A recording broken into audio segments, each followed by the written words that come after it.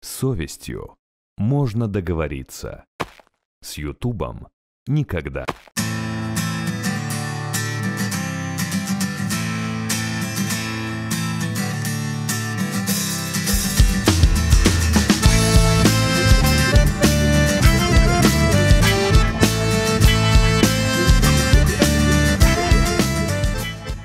Шпацырую па Гродні. Бачу, два міліцыянты стаяць з хлопцам. Адзін трымае яго за руку, каб не ўцёк хіба, другі нешта тлумачыць. Потым адзін з міліцыянтаў б'е хлопца ў грудзі. Я такой думаю, не, падалося, ну белы дзень, 11 гадзін. Ён б'е яго ў грудзі другі раз.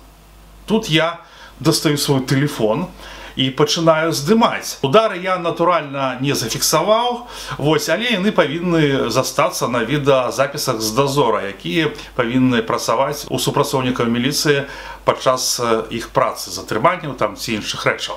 Хлопец, як мне падалося, быў выпіўшы, але адзеты быў ахайна, прыстойна.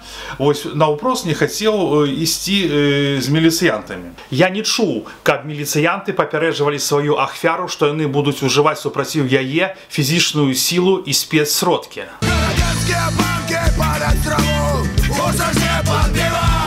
Калі нашы танкі заедуць у Мінск, я буду шчаслівы.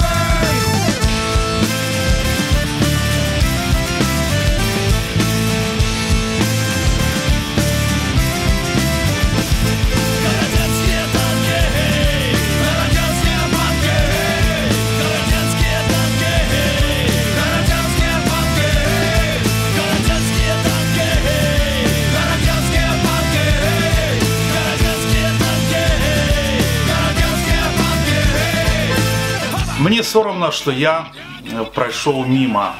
У маёй кішэні ляжаў білет да Вільнюса, і я не хацеў трапляць у ніякія гісторыі. Але каб я ведаў, што ленінскі раус Берасця зрабіў мяне невыязным, я б, канешне, застаўся і дапамог гэтаму чалавеку. Ведаю, што апраўданняў для мяне, як для ютуб-дзепутата, няма. І мне насамрэч вельмі сорамна. Прабач мяне, незнаёмы хлапец. Спадзяюся, ты не павесіўся ў міліцэйскай машыне.